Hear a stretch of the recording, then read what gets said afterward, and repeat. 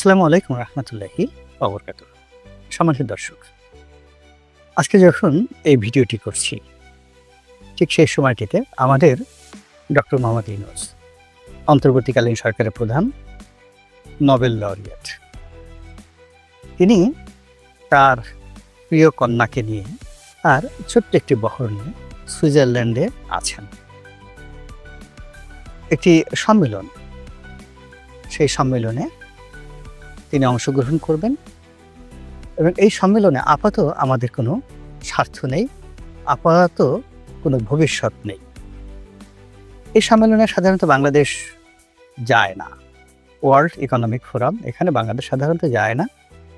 এর কারণ হলো এখানে যে সকল অর্থনৈতিক বিষয় নিয়ে আলোচনা হয়, যে সকল বিষয় নিয়ে সিদ্ধান্ত হয় এবং এখানে যারা স্বার্থ সংশ্লিষ্ট রাষ্ট্র, তাদের সঙ্গে আমাদের যে লেনা দেনা বা দ্বিপাক্ষিক যে লেনা দেনার যে বিষয় আদি, এগুলোর কোনো এখানে কোনো স্কোপ নেই। আমাদের যে ব্যবসা বাণিজ্য এর বিরাট অংশই এখন ভারতের সঙ্গে হয়, অলমোস্ট 60%, বাকিটা চীনের সঙ্গে হয়। কিছু মৌলিক বিষয়াদি রয়েছে যেগুলো আমদানির ক্ষেত্রে খুব মৌলিক পণ্য জার্মানি থেকে হয়, ইউএসএ থেকে হয়, অস্ট্রেলিয়া থেকে হয়, মধ্যপ্রাচ্য থেকে হয় এবং এগুলো আন্তর্জাতিক টেন্ডারের মাধ্যমে হয়। আমাদের দেশের যে ডাইরেক্ট ফরেন ইনভেস্টমেন্ট, রেমিটেন্স, মানে বিদেশি যে খাতগুলো রয়েছে, এই খাতগুলোতে এই যে ফোরামে যারা আসবেন তাদের কারোরই সঙ্গে এখানে ডাইরেক্ট ইনভেস্টমেন্ট কিংবা সেই দেশের জনশক্তি রপ্তানি কিংবা আমাদের দেশের কোনো প্রকল্পে অর্থায়ন, এরকম কোনো বিষয় এই সম্মেলনে নেই। তারপরও আমাদের ডক্টর মোহাম্মদ ইউনূস সাহেব সেখানে গিয়েছেন। অনেকে বিরূপ মন্তব্য করছেন যে দেশের এই দুরবস্থার মধ্যে টাকা খরচ করে তার কী দরকার ছিল যাওয়ার। সরকারি হিসাবে তিনি 4 দিন থাকবেন, 4 কর্মদিবস সেখানে থাকবেন। দেশের যে ত্রাহিতারি অবস্থা, তাতে এই 4 দিন সময় তার জন্য, তার উপদেষ্টাদের জন্য এবং বাংলাদেশের জনগণের জন্য খুবই গুরুত্বপূর্ণ। তিনি ঐক্যের প্রতীক এবং তার যারা সহযোগী তাদের আশা আকাঙ্ক্ষা এবং ভরসার প্রতীক। তিনি আছেন তো তার উপদেষ্টারা আছেন, সমন্বয়করা শক্তি পাচ্ছেন। তিনি নেই, অনেকের কাপড় চোপড় মুহূর্তের মধ্যে নষ্ট হয়ে যাবে, অনেকে জ্ঞান হারিয়ে ফেলবে, অনেকে উন্মাদ হয়ে যাবে। তো কাজেই তার বিদেশ ভ্রমণ খুব একেবারে নেহায়েত না হলেই নয়।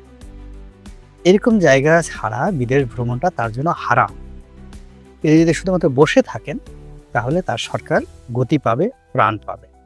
তিনি যদি বাংলাদেশে শুধু ঘোরাফেরা করেন, টেকটাপ থেকে তেঁতুলিয়া যান, তার জন্য, তার সরকারের জন্য খুবই গুরুত্বপূর্ণ হয়ে পড়বে। কিন্তু সেটি না করে তিনি এই ক্ষমতা গ্রহণ করার পর 5 মাসের মধ্যে কতবার বিদেশে গেলেন। আমরা দীপুমণিকে গালাগালি করেছি, এখন দেখি আমাদের বুড়ো দীপুমণি সেই 5 মাসের মধ্যে কতবার গেলেন।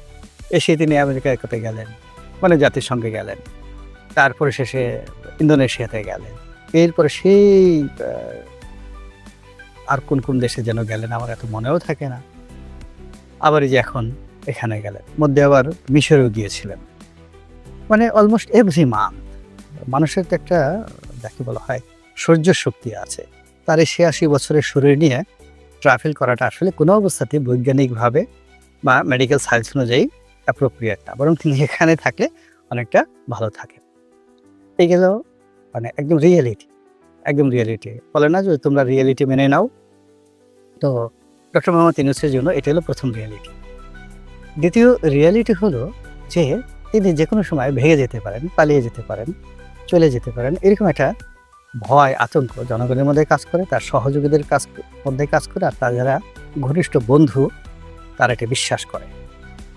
এর কারণটা হলো যে এর আগে তিনি রাজনীতি করার ইচ্ছা করেছিলেন 11-এর সময়টিতে। তো অনেক দিন তিনি 11-এর যারা কুশীলক তাদেরকে ঘোরালেন, আসবেন কি আসবেন না। তারপরে আবার যখন তিনি নিজে না এসে তার বন্ধু ফখরুদ্দিন সাহেব তাকে দিলেন, দেওয়ার পরে বন্ধু-বান্ধবের পরামর্শে তিনি এটা রাজনৈতিক দল করার জন্য মনস্থির করলেন, যেন দীর্ঘমেয়াদে বাংলাদেশে একটা ইতিহাস সৃষ্টি করতে পারেন। কিন্তু দেখা গেল যে এখানে কিছু বাস্তব সমস্যা আছে। সেই সমস্যাগুলো দেখে তিনি ভয় পেয়ে গেলেন এবং এয়ারপোর্টে এসে কান ধরে তিনি তওবা করলেন, আর এই কাজে তিনি জড়াবেন না।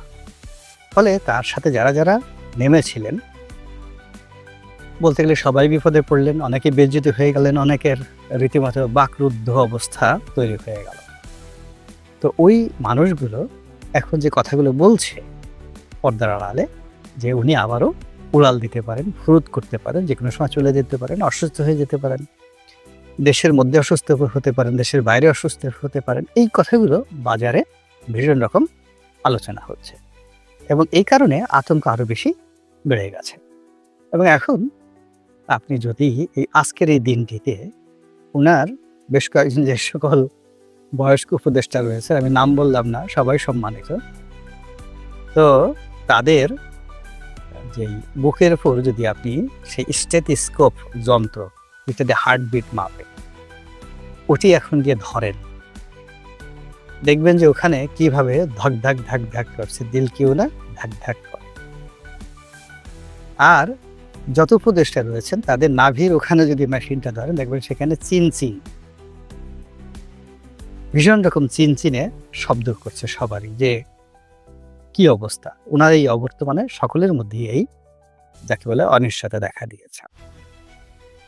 সর্বোপরি তিনি অতি সম্প্রতি এক সাক্ষাৎকার দিয়েছেন একজন প্রথিতযশা সাংবাদিককে, খুব আলোচিত সাংবাদিক, আলোচিত সাক্ষাৎকার, এবং তার সেই বক্তব্য আলোচিত, এবং সেখানে তিনি যে সকল কথাবার্তা বলেছেন সেই কথাবার্তার কারণে তার প্রতি নির্ভর করা, আস্থা রাখা, বিশ্বাস করা, এটি খুবই দুরূহ একটা বিষয়। সবাই মনে করবে যে না, তিনি একজন আনপ্রেডিক্টেবল ম্যান, এবং এই যে তার যে ক্ষমতায় আগমন, ক্ষমতায় আরোহণ, আজকের দিন পর্যন্ত ক্ষমতায় থাকা, কোনো কিছুই তিনি সিরিয়াসলি নেননি, এটিকে নিয়ামত হিসেবে গ্রহণ করেনি যে আল্লাহ একটা দায়িত্ব দিয়েছে, পবিত্র দায়িত্ব। তিনি বলেননি যে সফল হব নচেত মরে যাব, আল্লাহ দায়িত্ব দিয়েছে, দায়িত্ব পালন করবই। কিন্তু মনে হচ্ছে যে উনি রাস্তাতে যাচ্ছেন আর এরকম একটা ঘটনা ঘটছে। তো তার সেই সাক্ষাৎকারের পরে তার যে ক্ষমতা থাকা, দীর্ঘ মেয়াদে প্রলম্বিত করা, ধারাবাহিকতা বজায় রাখা, এগুলো নিয়ে যথেষ্ট বিতর্ক তৈরি হচ্ছে। আর তার চিরশত্রু এই মুহূর্তে, আগে ছিল না, বাট তিনি ক্ষমতা আসার পর তার চিরশত্রু ভারত। তাদের যে মিডিয়াগুলো রয়েছে, গদি মিডিয়া, নরেন্দ্র মোদীর গদি মিডিয়া, তারা যা মুখে আসে ডক্টর মোহাম্মদ ইউনূসকে কেন্দ্র করে বলে যাচ্ছে। এখন এই যে উনি সুইজারল্যান্ড গিয়েছেন, আমরা কিছু বলিনি, কিন্তু ভারতীয় মিডিয়া, যেখানে বাংলাদেশে প্রচুর দর্শক, তো পাঠকও আছে, সেখানে তারা সরাসরি প্রশ্ন করছে যে তিনি সুইজারল্যান্ড থেকে ফিরবেন তো, আর কিচ্ছু বলার দরকার নেই, এই যে একটি কথা, তিনি ফিরবেন তো। তো এই খবরটি ছাপা হওয়ার সঙ্গে সঙ্গে বা এই ধরনের প্রশ্ন উত্থাপন করার সঙ্গে সঙ্গে ওনার যারা সহযোগী, তাদের যে হার্টবিট বেড়ে গেল, মানুষের মধ্যে যে একটা যাকে বলা হয় বিতর্ক তৈরি হলে, অবিশ্বাস তৈরি হলে, এটি কিন্তু বন্ধ হবে না। এবং আমাদের দেশের একটা লক্ষণ হলো যে কিছু না কিছু বটে, কিছু না কিছু রটে, মানুষের মুখে যখন খই ফুটে তখন ধরে নিতে হবে যে পিছনে গণ্ডগোল আছে।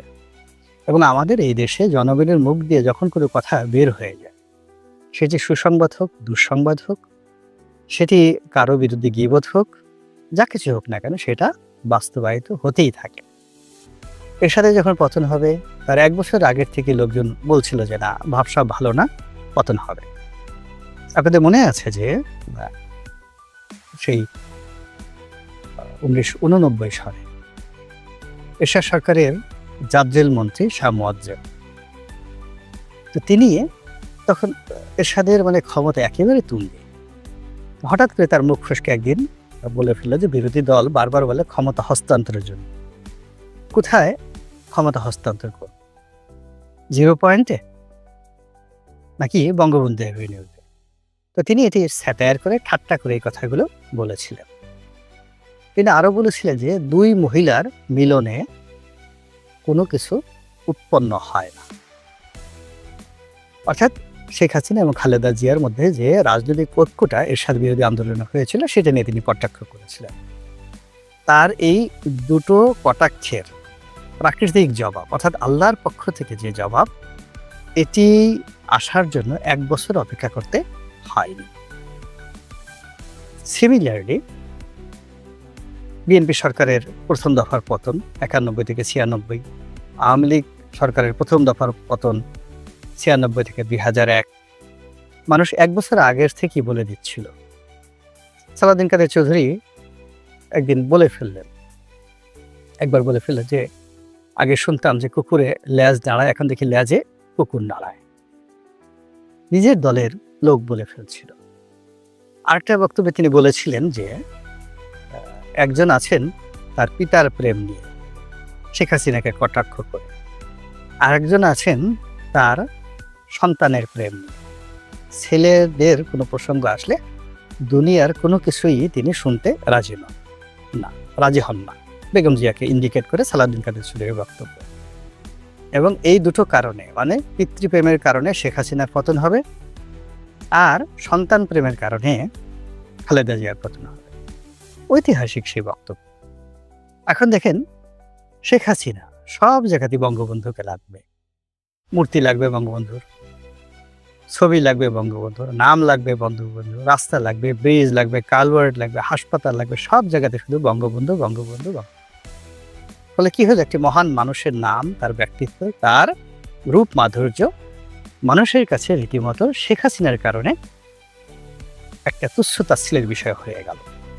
অথচ এই কথাগুলো কিন্তু সালাউদ্দিন কাদের চৌধুরীর মতো মানুষ সাহস করে এই কথাগুলো বলেছিলেন এই বাংলার জন্য।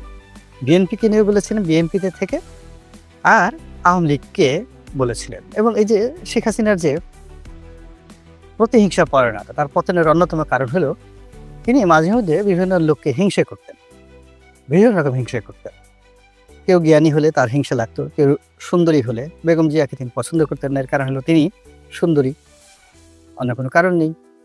তারপর তিনি কোনো জ্ঞানী পণ্ডিত ব্যক্তি যারা তার চেয়ে বেশি বুঝে বলে তার মনে হয়, তাদেরকে অপমান করা, লাঞ্ছনা দেওয়া, গঞ্চনা দেওয়া তার মূল কাজ, ঈর্ষাপরায়ণতা।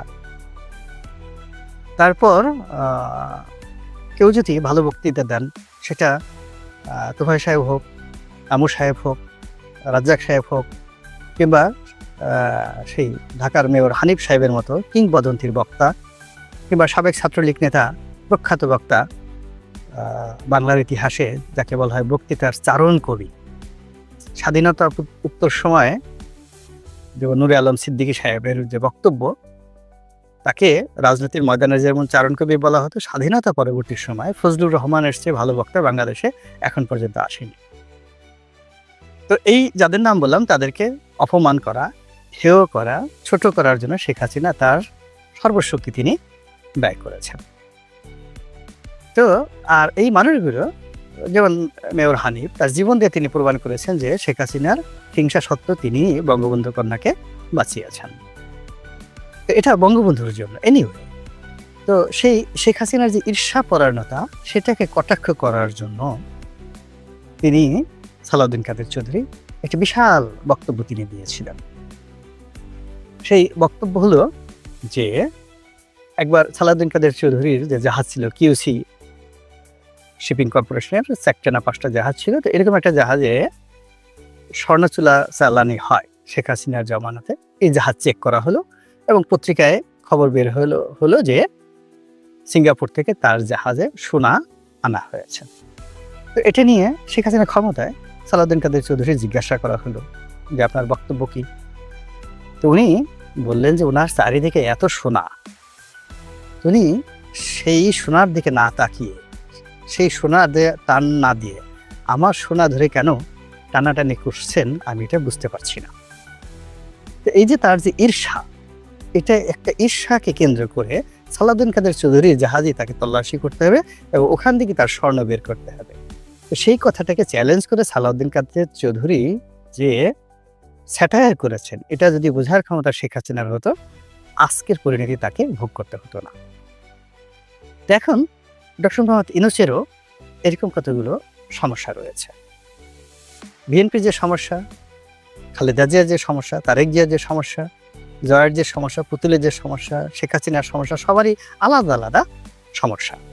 এবং এই সমস্যাগুলো যারা সাহস রয়েছেন তারা কিন্তু নির্দ্বিধায় অকপটে বলেছেন। ডক্টর মোহাম্মদ ইউনূসেরও কতগুলো সমস্যা আমরা এই সময়ের মধ্যে দেখেছি, যেগুলো আমরা আগে বুঝতে পারিনি। যেমন তার চট্টগ্রাম প্রীতি, সব কিছুতেই চট্টগ্রাম লাগবে। তার এনজিও প্রীতি, তৃতীয়ত তার গ্রামীণ ব্যাংক প্রীতি, চতুর্থত তিনি শুধু কথা বলবেন আর কারো কথা শুনবেন না, পঞ্চমত তার একটা আত্মবিশ্বাস, তিনি যা বলবেন সেটাই সত্য এবং সেটাই জনগণ মেনে নেবে এবং বিশ্বাস করবে।